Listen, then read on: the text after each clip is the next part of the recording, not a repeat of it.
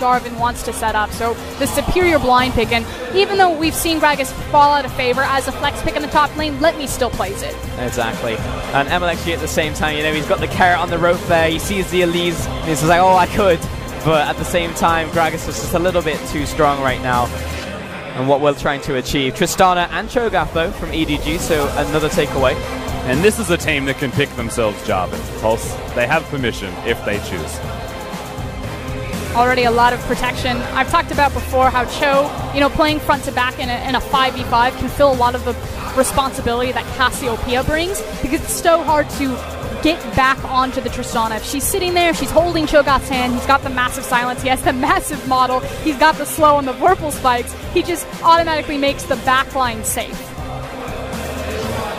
And the lock-in of Lucian as well. Zhao, who was feeling it last game, will drop it right here once more, even though he doesn't know the mid lane matchup. And he's not the only one that's feeling it though, Pulse. That's why we have to bring up Lucian once again. Uzi has played it this split. It is entirely possible they look to flex it, dependent on what happens, or which matchup they prioritize winning. So you'd think that they would take the Cassiopeia here as opposed to the Lulu, but because Mako's being targeted out so hard, EDG having to take a right turn, which means that Cassiopeia is surely going to get pinched in second ban.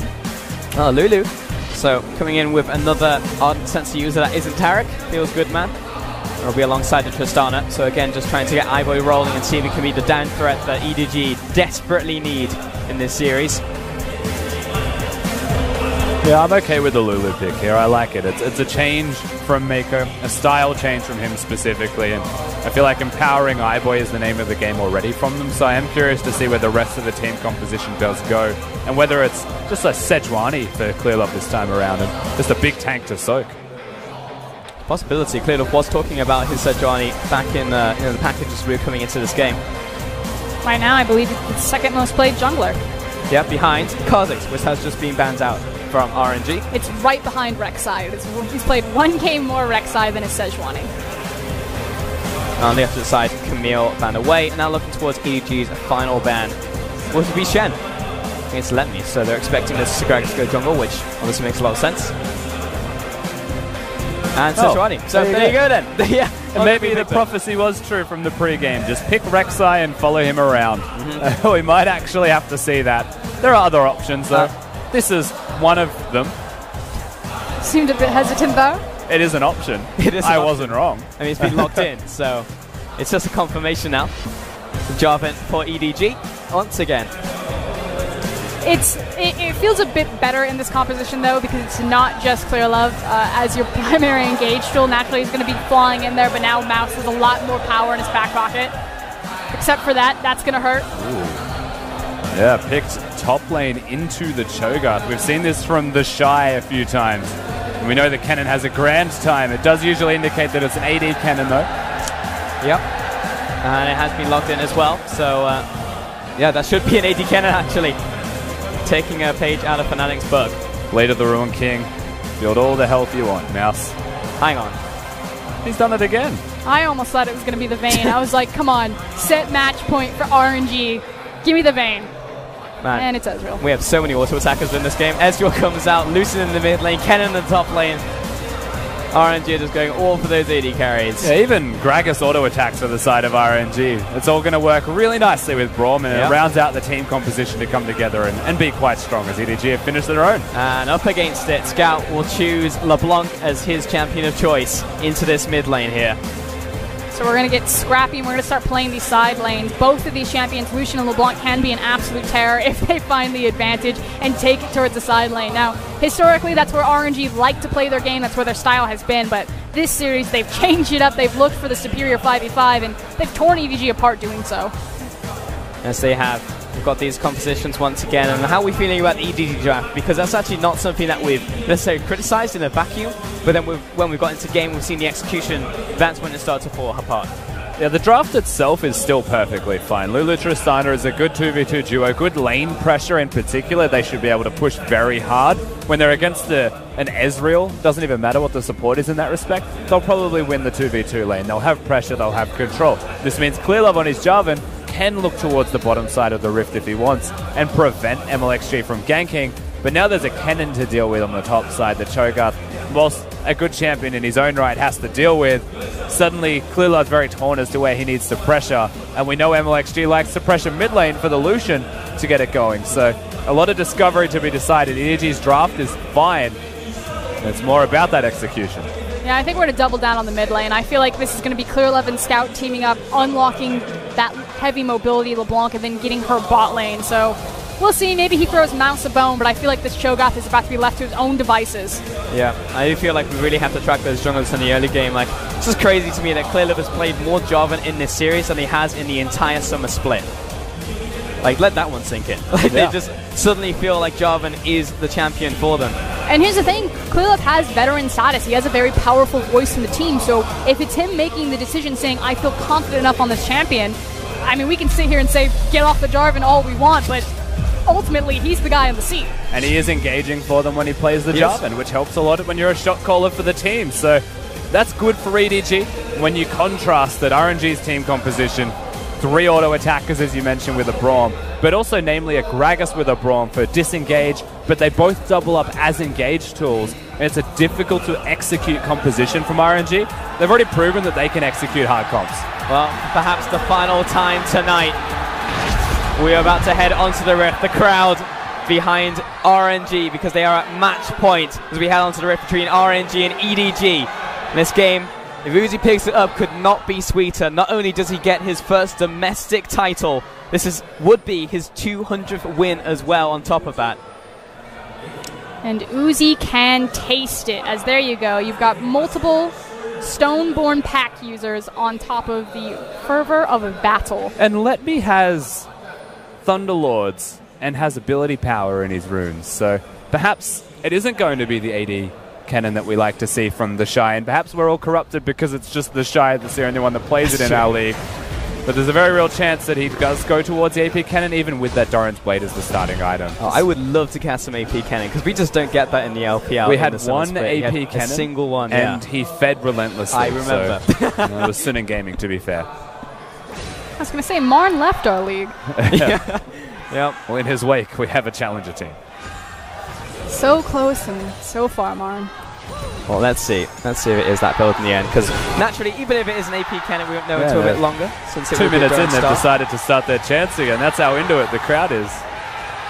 I mean, this is it. Uzi has the largest player fan base in China. You heard him. The Uzi fan club section, because it is a section in the stands, is losing it right now. That is RNG.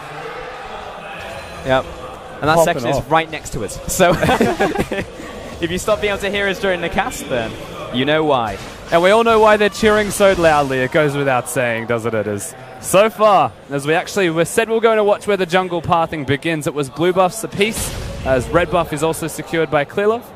They're about to meet near the Scuttle Crab, however, so this is the first real interaction, potentially, between them. Yeah, inside track for Clearlove, though. He doesn't stop for Scuttle. Very early. And he's gotten underneath the vision. Got the level 3. Now, Uzi is level 2, so he's very hard to kill. He's got the arcane shift already, has to use it immediately. Flag drag, flash out away from Clearlove with the mechanics. Secures first blood. Traded back towards Clearlove, however. Teleports are coming in. MLXG and another teleport very late this time from EDG. Mako put up against the wall, finished off by MLXG. Mouse chasing down onto Letme, who's turned up to this one. Chasing down onto iBoy. He flashes away. Watch iBoy. Another kill to Mouse. Ming flashes away. He's locked out because it floats. MLXG gets another one. 3 kills RNG. It's just absolute chaos at 3 minutes into the game. Everyone comes here. Clearlove dying under the turret is ultimately the deal breaker for EDG, and what turns that around to be a 3-2 trade for RNG. And we're not holding any punches. This is not going to be a slow, calm, methodical game. EDG backs against the wall, just come out swinging. It starts off pretty nicely from Clearlove with the flash, of course, Jarvan mechanics on point, but gets stunned. Well done from both Ming and Uzi with target selection, making sure that he's going to be locked down. MLXG, of course, able to come in. He's the biggest difference ultimately, whilst he was late, whilst Clearlove got there very much early and was able to path around that fact and get the gank off. Still, MLXG did work. And a massive 3-man knockup as well from Mouse. Like you said, MLXG did well, but at least EDG gets something back because of the work that the Cho'Gath put in. And thankfully, when you really put it in perspective, the top laner gets the kill for EDG, so that's going to help a lot into that lane. And look at that immediate Moby purchase from MLXG. Oh, Doesn't complete the first part of his jungle. That is, I am ganking every lane and I'm doing it repeatedly. I mean, he was feeling a little bit sad that he didn't get his Elise, so he'll be Elise in spirit. He'll go for his first back on the mobility boots. And this is, if you haven't seen it, this is quintessential MLXG. And it's also terrifying because he still has his flash. Now, Mako, excuse me, that's Ming. I'm so used to seeing Mako and Braum. I was like, of course. Mako's in the mid lane. No, it's Ming. It means that MLXG is feeling himself, though. You don't often go for the Moby boots as a Gragas. You want to accelerate your build, get towards the either AP item or your Cinder Hulk as soon as you possibly can. He's going to be ganking hard and fast, and with how he's been playing so far, I do not blame him at all. Let me just constantly pushing down. It looks like he does have AP from runes, though, here. It is probably going to be the AD cannon either way. That was our assumption into Cho'Gath, but we'll have to watch where he goes. Cull's also fairly standard no matter what, though. He's an on-hit champion with a ranged advantage against the Cho'Gath, so those two items fairly standard almost. I'll see you in 20 minutes, Rusty. Yeah. Ming doing a good job trying to preserve the wave for Uzi coming back off of base, so he's already made his purchase, has the coal in the back pocket as well as the tier. Here's the repeat gank though, but yeah, as you said, spotted out by the ward, and he's going to spot this. And with how quickly MLXG will get here, Clearlove does need to show his respects to that. Moby boots will get them very much on time. Yeah, I can't hang around that vision, but Clearlove has made it pretty clear. If MLXG is first by Mobies, game plan set out, Clearlove has now shown his hand that it is all about this bottom lane. He's changed it up. It was top, it was mid, now it's going to be bottom, and he's getting there first. So you have to give him some credit, Clearlove. He's playing a little bit better here. Scout has very much gone towards laning items and early game items as MLXG has That's just quite smart. dodged out of the ward vision. The second time in 3 games that he's able to completely dodge the vision, whether successful or not, he does avoid it. Yeah, in the same spot. However, bot lane has already disappeared as Ivo and Mako are taking away this control ward once again. Just trying to keep that pathway set up bottom. Scout's been doing a good job controlling the mid wave, but ultimately when he feels strong, he's going to start to shoving that one back and looking for those roam opportunities. And Xiaohu's in an interesting spot where I would say he is actually in a point of power just because he's rushed the Hex Drinker. He's gone straight towards the defensive item in this lane, so a lot of respect given to Scout and given to LeBlanc, namely, of course. But it means that Xiaohu's power spikes are also delayed by quite a substantial amount. And actually might actually die to that again this slide early. Has no mana. Yeah, there's a good chance. Scout's missing the chains there, responding with a culling. Yeah, has to use the Mimic to dash away. Second charge of Distortion. And yeah, Xiaohu, point of power. Early Hex Drinker paying off. Well, it doesn't help that Scout misses the point blank chain. Yeah, that was unlucky. But Xiaohu will get a deep ward down there as well. And for Xiaohu specifically, you're waiting for the blue buff for him to be taken. MLXG is going to have to recall because he started with Boots of Mobility and didn't get a gank off with it. It means that EDG have an advantage, honestly. Even though the mid trade went poorly, Culling's gone, Lucian has no lane control. And mid has teleport, so there's an advantage for EDG. For now, we're just waiting on that next play. Most likely going to come in from the junglers. I'm expecting more MLXG to visit these lanes. But the thing is that EDG's blue buff is currently up. Hold on. Change connected onto a minion there, so Scout won't be able to follow up Clearlove. There's Flash Cask. Flash on both sides, actually.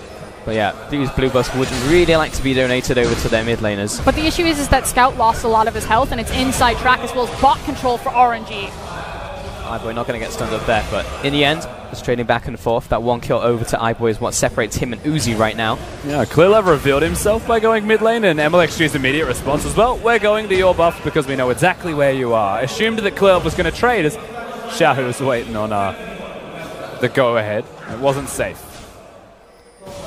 And the contest from MLXG. They're just trying to create space and time for Scout to get there. So LeBlanc has now made her reset, rushed off of spawn, has the health back. Yep. And so slowly now this tug of war over blue buff falls back in favor of EDG. Also for the Sork Shoes Scout, so wants to optimize his early damage as much as he possibly can. It leaves him fragile, where right now they're...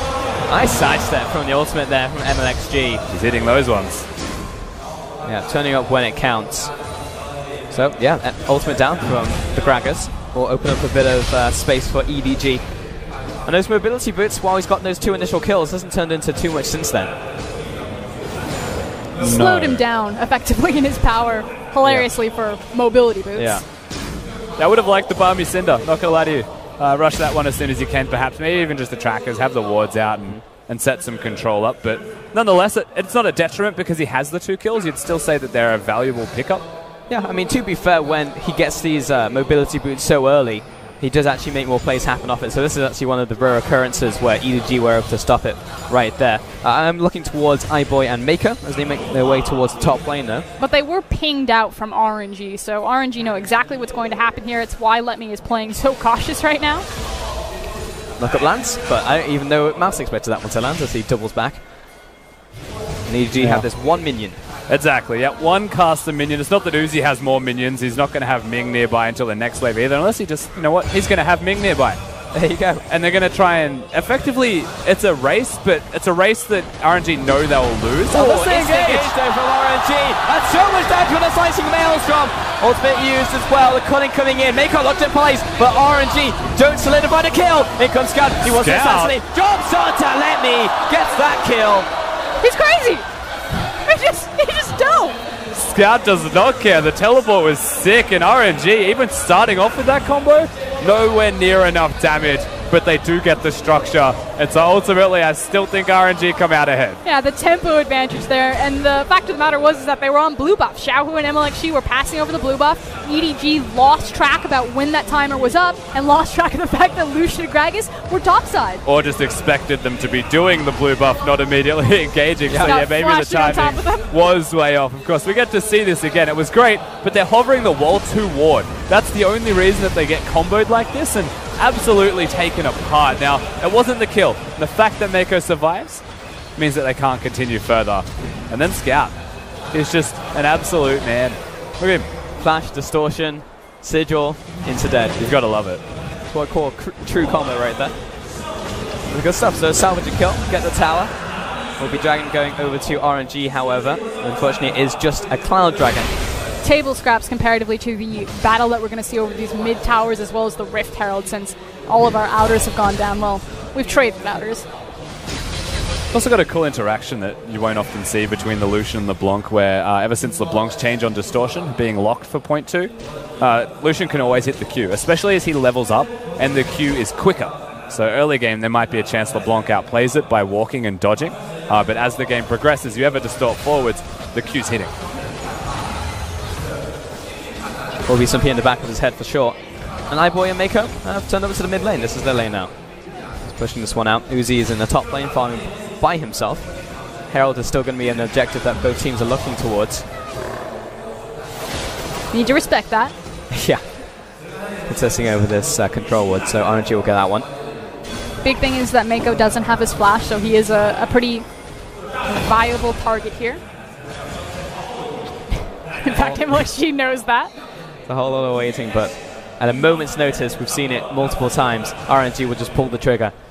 Now they've actually physically moved to the Rift Herald area. It doesn't look like they want to do it. They're actually looking towards top lane, but that wave's already cleared, so not sure what RNG are really purposed towards at the current moment. The big thing is that they don't really have any power in terms of their items. Because Xiaohu decided to go defensive first, has his Hex Drinker, he doesn't immediately have the Bork. You're still looking at big break points for Ezreal to come out, so while RNG kind of want to fight, they just want to sit and farm really until they have those items. We have confirmation as well that that's an AP cannon. It looks like a proto belt. Got him. We were correct all along. We second-guessed ourselves for no reason. That's why you got to have the dumb play-by-play mentality. Here comes the one flank. Track, and that's all you look for, as MLXG is doing the same. Last that cast, Mako locked up, he'll back away. Look at Letme. In front of him, in comes Letme from the side. Punted over the wall. Mako is still kicking. And Uzi now has to get out of this one alive. And Xiaohu finds Mako. Uzi dashes away. Scout wants him. Good sidestep. Makes sure that Uzi stays alive. But the mid lane tower, not long for this world. No, it's going to go down. But those were some serious mind games from Uzi just to barely survive. Back and forth. EDG still come out on top through that last fight. And my God, iBoy is a hero. I was going to say, hero that play. That was sick. Any indecision of the previous series has now been lost, as here comes Kinnan, and there Kinnan goes. Just straight over the wall, pops the ultimate, like, well, this is awkward, not where I want it to be.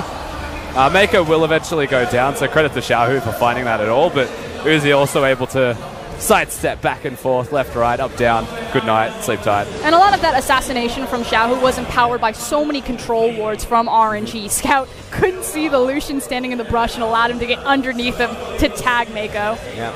Great clarity, though, mid-team fight to look at the control ward and realize that you're in the shadows and you can jump out and get that one. So Xiaohu at the top of his game right here. Though that fight would have gone very differently if iBoy had not landed the perfect buster shot. Yeah, because, again, if you look at the variety bucket of all of the different pieces that RNG have in terms of items, the Kennon's the guy that would hit really hard with double penetration. Xiaohu under attack. He has been pinned down. MLXG's here as well. Instant flash away. iBoy's chasing on towards MLXG. Responding with the pulling. So staying alive. And we're starting to see this momentum, this confidence kind of swap back over to EDG. This series has not been in their hands, and suddenly, you know, Scout feeling a bit frisky, looking for these dives with teleport. iBoy now has that confidence, makes a huge hero play. They're picking it back up, that's for certain. I mean, this reminds me of game one. But it's a lot closer this time around, and that can only go well for a side like EDG. Having any momentum, we already said it after the second game, they're very much capable of winning those 25-minute plus fights if they can set themselves up for it. And RNG just weren't letting them set up. But RNG's team composition is not as strong at just hard going forwards through Ming. They're missing one of their primary engage tools, and now it's Let Me's role. But reminiscent of the first game that we saw, right? RNG, EDG going at it. There was kill after kill after kill. More kills than minutes. EDG still, though, within touching distance. I think probably the first time they've had the gold lead this entire series. Maybe slightly in game number one, but... Oh, it was 12 minutes in game number one. I'll give you that, but... Yeah, still behind, though, in this game, unfortunately. Ardent Sensor now complete on Lulu. So now Mako can start focusing on grabbing his Sightstone, having those wards available. One of my biggest complaints with all of the Ardent Sensor priority has been that it delays your vision, which is fine if you have elongated lane phases, but in the LPL we've been dropping these towers so fast. I mean, what, we had a 9-minute 30 mid-tower go down, and if you don't have vision, that's when things start to get pulled apart. But to be at 17 minutes and to seem perfectly fine in the end for vision is only going to bode well again. You've also got that lingering feeling of Tristana just existing. And with a Lulu with Ardent Sensor now to protect that Tristana, I mean, iBoy can hard carry this entire game right now. Here comes the teleport. Let Me caught up by himself, pops the ultimate early, but Scout has just picked up his gun blades and he wants to use it out on the top laner. Down goes Let Me, another kill to Scout. Great teleport, honestly, from just Scout. Whether it's communication with Mouse or not, he's in the right place. He picks off the cannon. No chance there for Let Me at all. And both these mid laners, Xiaohu and Scout, do have a reputation for their ability to play side lane. So finally Scout gets his hand on a heavy mobility champion. I expected Corki, I expected Talia, and we haven't seen it this series, but we finally got one. Yep. It's about the roams in the end. You know, get out of that laning phase and start hunting some targets. The Dragon will be on the agenda for EDG. This will be a Ocean Dragon for them. So far the AP Cannon has not been doing so hot, though. If he connected, been really good ultimates and disengages from EDG. Yeah. Again, if he connected with that ultimate, he would have been doing real hot. Yeah, it would have been a full team fight for RNG. And it's amazing how that one mechanical play can make the difference ultimately from the Tristana. But in saying that, he also didn't have his flash during that fight. Yeah. Has it now, so can make the plays. Yeah, knock me out and I'll just jump back in again. EDG trying to retreat as a unit. They can also just roam down to Scout, though. He's prepped the wave for later. Yeah, we'll get back to that one. Xiao, who's chilling in mid lane, just taking away these minions, but sees the rest of EDG encroaching on his position. Yeah, it's a tug-of-war over positioning. EDG start to cheat down bottom because Scouts prep the bot wave. Xiaohu then immediately pressures forward, and this is what Xiaohu's really good at. Again, both these mid laners are so good at absorbing and redirecting pressure. And knowing when to disappear into Fog of War as well. He had MLXG nearby, and instead of getting those last 4 minions, he chooses that as his moment to back away, and it's clipping the wave before EDG get to the wave to use it to push by any means, and then EDG recalls. So perhaps you buy an extra 30 seconds as a result of all of that. And it's the little things like that that help buy RNG more time, where EDG are building momentum. Right now we're just looking at item spikes as well. MLXG just has a run-in with the Scout Ghost. Yeah, double items now from iBoy. Similar stuff from Uzi, looking towards his Triforce, it looks like. Now, MLXG still has the Rift Herald, and we have seen some LPL teams in the past use it as a big distraction point to then move in towards the Baron pit, deny a lot of that vision. But they need to be very careful about where MLXG is postured on the map, simply because they're now looking across from the Cho'Gath. You know, you leave EDG alone with that objective. Tristana is sitting on 2 items. Cho is alive and well. Scout. Just trying to find someone, see if we can get a cheeky assassinate onto Uzi. I'd very much prefer the Gragas to use his Herald on the mid lane outer turret, but then it needs EDG to be going for something else first. And Mouse. He's hunting. He sees a stack. There wasn't a cannon. Oh, sliced away. And for the first time, it feels like this series, EDG are driving the tempo. That they're in full control. And Xiao is kind of the one-man army trying to find any sort of counterplay or countermeasure. Oh, there he goes. MLXG is just turned up top lane, and it's only Scout to defend. This tower's almost certainly dead if Xiao just gets another couple taps on it. It's going to be close. Clearlove's kiting up underneath they'll get them. the turret. But this is the scare. You're absolutely right. Clearlove is coming up. He's looking. Oh, it doesn't connect the chains. Now, it looked like a fantastic barrel from MLXG for the disengage there. And Herald just going in. Second charge. Not going to be as damaging. Scary close call, though, for RNG of Xiao, if MLXG get caught out there, it's immediately towards Baron, but it pays off, like Rusty was saying. They wait for EDG to overcommit on something. It happened to be the red buff, and then take little increment advantages back. And it was on the right side of the map because, like, whilst it's scary that if they die, Baron goes over, that's well and truly a big scare for them. They're also close to the Baron. They're also close to their blue buff. Like, everything's spawning at the correct time for RNG, all things considered. And Scout goes for the kills. Clearlove comes over, they immediately go for the kills, and the Herald just smacks the turret a bit and still takes it. And it's RNG evening up the towers, but still staying ahead in gold ever so slightly. Now equaling up on those ice and power spikes on top of that, so RNG are still in fighting shape. We head in towards the next fight. I'm sure Let Me would like to spread about before we get there, though. They're in fighting shape, but they're against a level 12 Tristana. It's iBoy. I mean, it basically is. But he's got his 2 items as well. Who kills him is the question, right? And you look at the other team, and it's like, well, Xiao or Uzi can be heroes and go forwards, but they get 1 chance or they die. And then Let Me has to try and kill him. But he's the 0-3 member of the team for RNG. So I don't know if they'll ever want to team fight. It makes the Hourglass that much more important down the line for Let Me, but he still has the Proto Belt in front of him, so this is like a massive gold investment for the Kennen to even be able to approach thinking about those fights. It looks like it may even be a Void Staff next. Needs that damage right now. And yet they still maintain the gold lead. RNG. RNG. It's just RNG things. Happily farming in a side wave, hoping that maybe Let Me decides to make a play on this overextended Cho'Gath, so Scout can come in and I don't think he needs to overextend. They could just kill him. Or they could just, jump on top of him, force the flash, Let Me down to half. Flash after, coming in for the feast, but misses the rupture. Alright, we'll just walk up and feast, and that's fine too. Now they're committed Here behind comes the this reinforcements. Tower. The cavalry is on its way, and EDG Scout are running towards can get Baron. out, but unfortunately Mouse not going to be long for this world. He's tanking teleporting. so much time.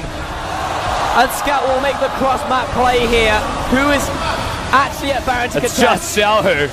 Xiaohu. It's down to half already. MLXG, we'll see if he can get in range in time for the smite. Xiaohu's trying so hard. The feast was used. Comes in, and it's secured by iBoy. EDG will get the Baron, but that was messy.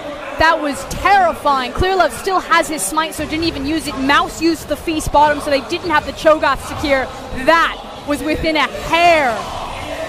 And it was a Tristana auto attack that ends up securing it from iBoy of all people. And just like that, EDG, they get what they're after. The play was force bottom, the teleport play, stock standard from the strategy book of EDG. And whilst the execution, maybe it wasn't perfect, it was successful. It was. That's what we said at the start, right? We're expecting the Baron play to be good for EDG, the objective control. RNG will get themselves a Constellation Mountain Dragon off the back of that, but still, EDG, they did it. And, you know, history is written by the victors. It doesn't matter.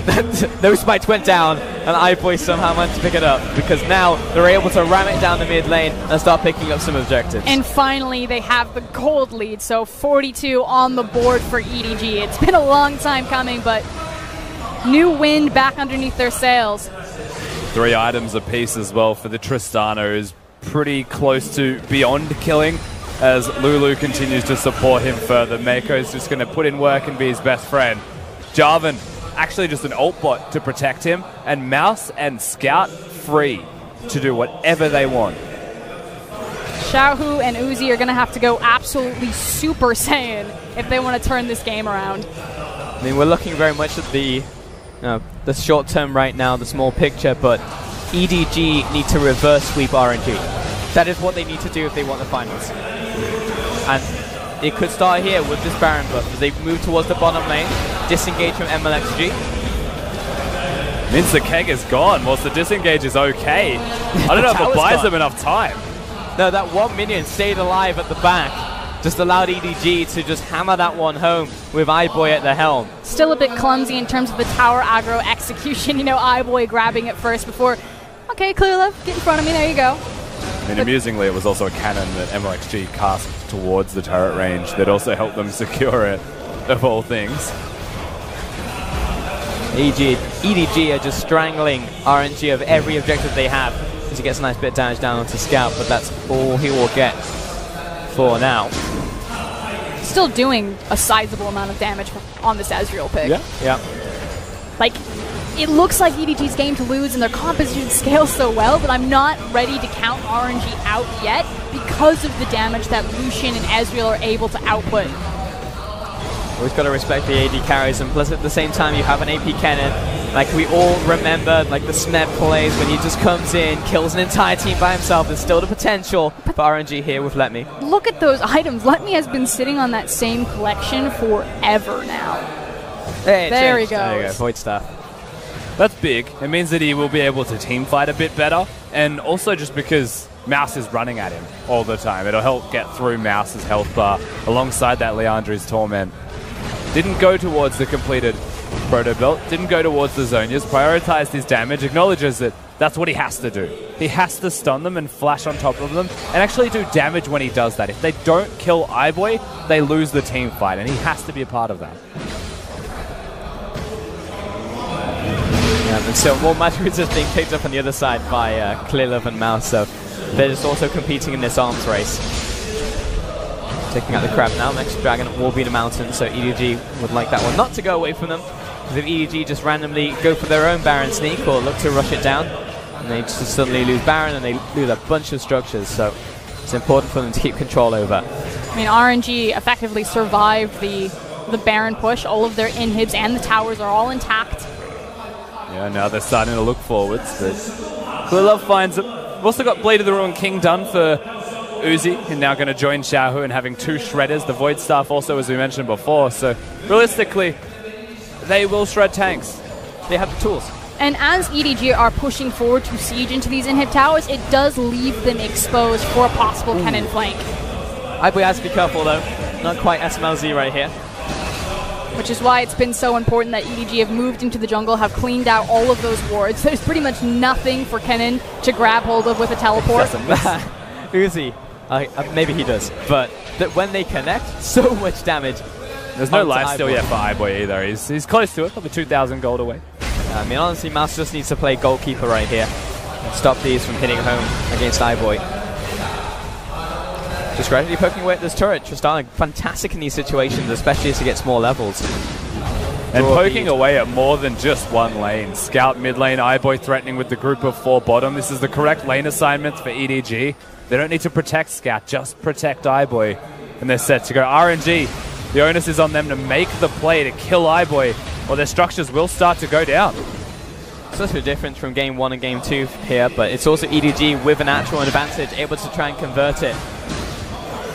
Backs up against the wall, which is quite literally what it is. EDG are showing that they still have tenacity. And RNG are really just waiting for information and vision on where Scout was. Anytime Scout disappeared, they had to give respect. They had to understand that EDG had all 5 members there. But deep vision down the mid lane, when they saw Scout cut back towards grabbing that wave of trying to push it forward, that's when RNG start to inch forward. They're looking for the 4v5 engage. And speaking of deep vision, that's what EDG are going to have for themselves as they now reset and go over to the Baron. Because that's what it's all about. There is a Mountain Drake that's going to be up in 45, but lower priority, much lower priority to this Baron buff.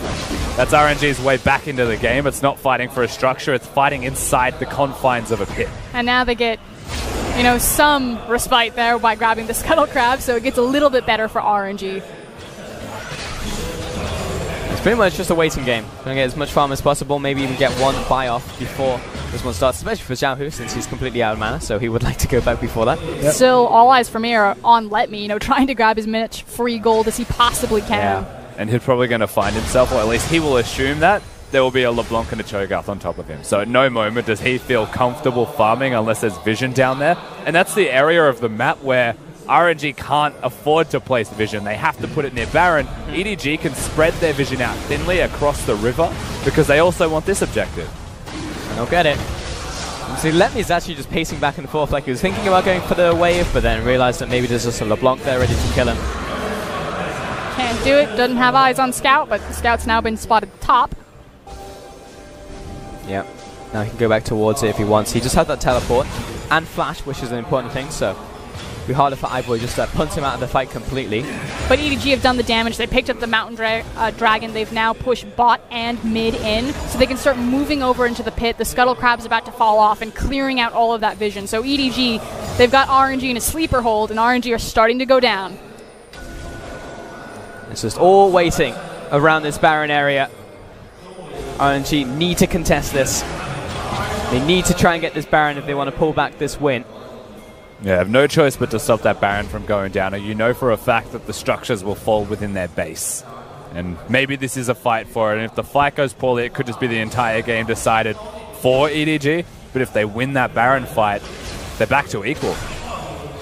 Back to equal, and at the end of the day, they need this win to secure that clean sweep. Otherwise, EDG, it gives them a leg up. It gives them a chance to come back into the series. And you have to know that even when Uzi goes, you know, 2-0 up in a best of 5 for the domestic title, there's just that little voice in the back of his head. You're cursed. You can't get it. You'll never taste it.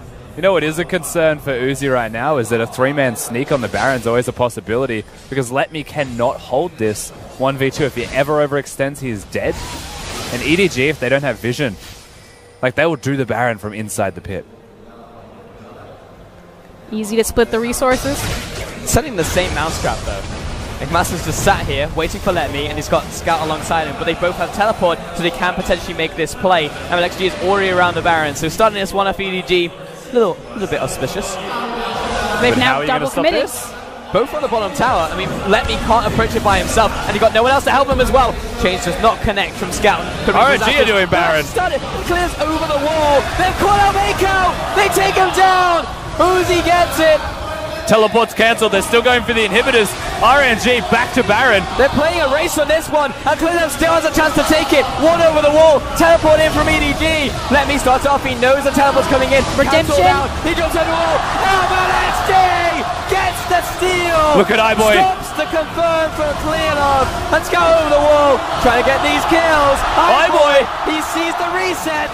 3 kills. Was those 2 more. Managed to collect 1. That's a 3rd kill. Looking for the next. Uzi in his sights. He sees that Quadra, and he will chase it down. Quadra kill to iBoy. The base will be held onto from the looks of it by just Xiaohu, but there's death time as there's a lot of strife for RNG to deal with after that Baron take. Kudos for getting the Baron, but that's about it. Yeah, and they just get a single Baron, and surprise, surprise, is Captain Xiaohu, now his back against the wall, a single Baron on him, and looking down at 5 members of EDG. When it came up to that one smite, it was between MLXG and Clearlove. MLXG gets it. But that's not going to stop EDG from still trying to take this mid tower. Unfortunately, no minions, so it's quite difficult for them to do so. Topside, though, iBoy will get his own.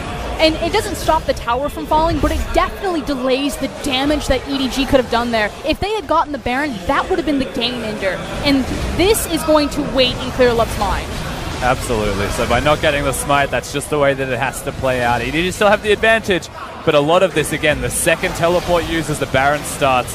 Let Me, he tries so hard to catch him as he ults in, deter them from getting it, but miscommunications between the rest of RNG and Let Me means that his ult is for nothing. And then iBoy free hitting with Hurricane this entire time. Yeah, and it's just iBoy so easy. was the cleanup. See so many low members, and actually the tick, the red buff managed to finish off the cannon, and that gives the resets. Of course, RNG separated nicely to ensure at least someone could recall. Xiaohu's always going to be that member. At least they have one Baron. But they also just gifted that Quadra over to iBoy. So for now, RNG able to hold on. As long as they have Xiaohu with them, they will be able to prevent these minion waves from doing too much more damage, though EDG are still bearing down on them. Tristana is full build after that fight. He has every single item completed. The only thing left is to sell his boots for another. How do you stop that? I mean, you don't really. The scout is trying to put some damage on towards MLXG. That was a lot, actually. As a tanky member of the team, Mouse is going to eat all of these culling shots. Xiaohu still stepping forwards. This is so much damage from iBoy, though. Actually, guess the ultimate up, but he didn't pop over the little bit of rubble there. It might have just been saved by the terrain pulse, with the looks of it. RNG missing that cask means the inhibitors will just go down. Really unfortunate because, I mean, they hit it on the right target at the right time. But he just happened to be standing there. But EDG still very respectful. They have their health. They take the 3 inhibs. They're now resetting the map. Elder will be spawning in 47 seconds. So there is still a chance for RNG to come back in this game. There always is. Always is. There's so much damage coming in from mid lane, bot lane. Top lane, if he gets that ultimate down, like we've all seen it before. But it just goes to show the two teams' different styles and mentality. If that was RNG making the push, they would have rode the momentum, they would have rode the hype, they would have ran EDG over. But EDG, they're 0-2 down. Play it clean, play it slow, don't take any chances, minimize the risk. No need to make a mistake when you're this far up. Of course, it's 8,000. It's not quite as substantial as the 14K of game number 2. So you're correct in saying there's a potential for a comeback, but you can always feel that potential slowly waning. Which is why this control is so important. Again, if Clearlove's now lost both smites on the Baron, he's had a very rough couple of games this series. You need to control the creep waves. Make sure that MLXG doesn't even get an opportunity to look for a smite steal. But frankly, with triple inhibs down, RNG are definitely up against it. EDG have all the momentum in the world here. Yeah, EDG win this by not going towards the Elder until they have to. They push in mid, they push in all 3 lanes, they force RNG within their own base, and then they walk over to the objective. Which means that RNG have such a small window where they can peek out of their base. Maybe they sacrifice a Nexus Tower if they think that it's worth it, but here's the trap. EDG, the start of the Elder Dragon. It doesn't look like RNG are going to step up to try and contest. Frankly, it's just down to this, which was actually surprisingly close, but in the end, very difficult to smite away, a steal away from a smite and an ultimate in from Mouse. It is just tower defense. That is the game that RNG have to play. Yeah, far too difficult to leave their own base, so that one window of opportunity, that 30-second gap is gone, and EDG, with 5 members with the Elder Dragon buff, now just coerce their minions towards the base of RNG, and it's just that simple to do. Slow-paced League of Legends, Elder helps a lot. Take down the inhib one more time. Keep that momentum up. Make sure that RNG never get a chance to recover. iBoy is stepping so dangerously close, but he knows he can do it. Super minions are coming and crashing against his Nexus turret. MLXG misses the body slam into the minions. He's down to half. He cannot die here. Flag, drag, cataclysm. Clearlove looking for it. He doesn't make it back to his spawn pad because iBoy is the gatekeeper. He just right into the slice. Look at iBoy. And he will not even die from that. Scout falls for his sins. 4 kills. EDG move on to the Nexus turret. Triple kill for iBoy. And EDG stay alive and it's best of 5. The tides have turned, and EDG dig deep, and they find it in their Prodigy ADC. 18 games, and he gets what? 1, 2, 3 triple kills in the series. The star performance, but EDG came together, honestly, more than just iBoy. They changed their strategy. They said it was around him, and they played it around him. Got themselves that victory. They do take us to the game 4, the reverse sweep dream, still alive. It's an overused phrase, but we do have a series on our hands. Just means that you can never count out EDG despite how dominant RNG have looked in the beginning. It is endurance.